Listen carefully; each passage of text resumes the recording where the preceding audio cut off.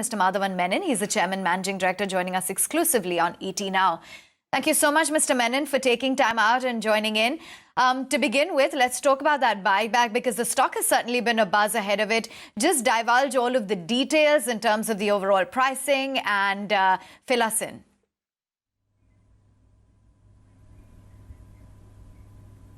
So we got the approval of the board to buy 2.6 crore shares from existing shareholders at a price of 57.50. This is about 41% premium of 40% from the date that we actually sent out the notice to the stock exchange. This will be done on a tendering basis, and it has a reservation of 15% for small shareholders. And lastly, the majority shareholder, Fairbridge Capital, which is a part of Fairfax, will not participate in the buyback. Now, the rationale behind the buyback was several. In reality, the restructuring of the Thomas Cook Group with the spin-off of Quest took place in November. As you are aware, we have a large degree of cash sitting on our balance sheet, and then came coronavirus. So it gave us an opportunity as a management to register our confidence in the underlying value of the company, as did the majority shareholder, and therefore, we decided that we would return some of the cash that is sitting on our balance sheet to shareholders. As you're aware, we generate on an average about 200 crores of free cash every year, and we thought that this would be an ideal time to register our confidence and return that money to shareholders.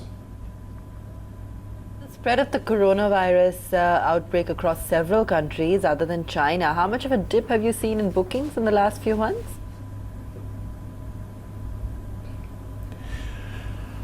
So there are several metrics that we look at.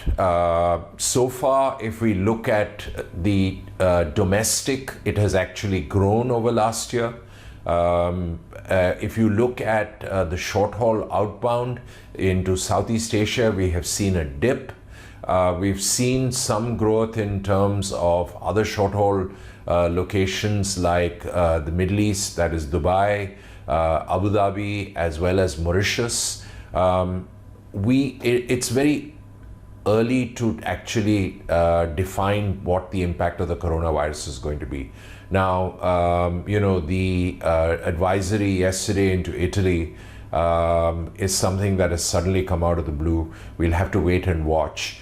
My expectation is that, if they are able to bring the coronavirus under control, and you are seeing some signs of that, especially in China, where the incremental infected numbers are actually beginning to come down.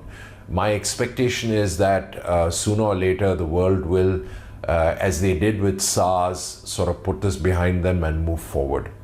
The inbound business, we have not been affected by this at all, and we actually seen growth in the last year.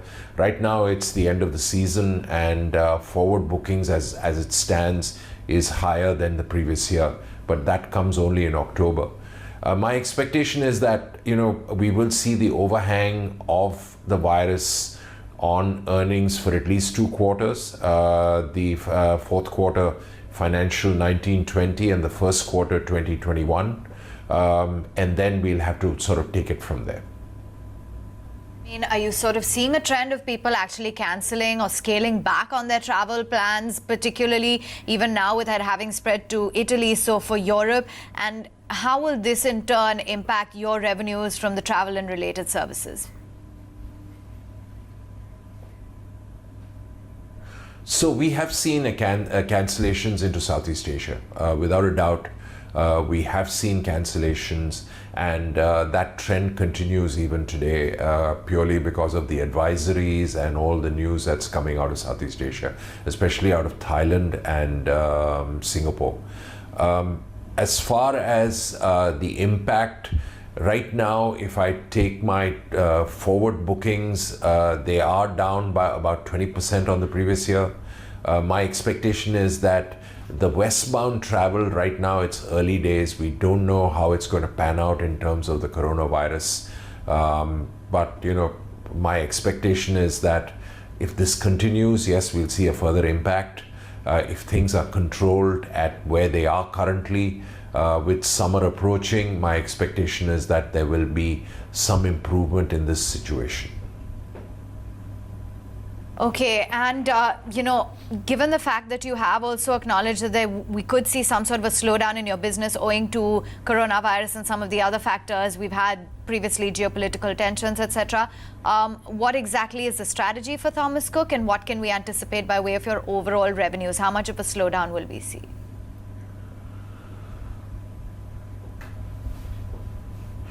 Look, very difficult to predict the numbers at this stage, and I don't want to, provide guidance in an environment where I'm not even able to see 1 week out in terms of impact.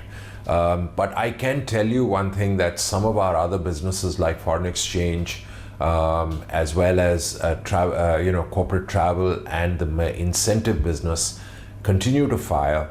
And one of the reasons is that as far as the incentive business and the corporate travel business, more so the incentive business, we're moving it to safer locations wherever Southeast Asia was an original destination. So we've sort of diverted groups into Australia, we're diverting groups into Sri Lanka, we've diverted groups into the Middle East. So to that extent, we've only seen a deferral of the date. We have not actually seen a cancellation. My expectation is that as far as the European bookings are concerned, right now we're just entering the booking season. So, we've not seen any impact of, it's too early to talk about yesterday's advisory.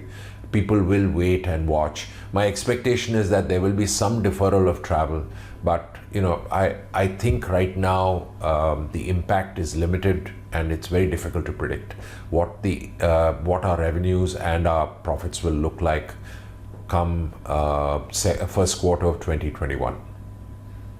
Mr. Menon, it's a situation that is, of course, being monitored and uncertain, of course, in its very nature. But we appreciate you taking the time out and joining us on ET Now with an outlook on your business.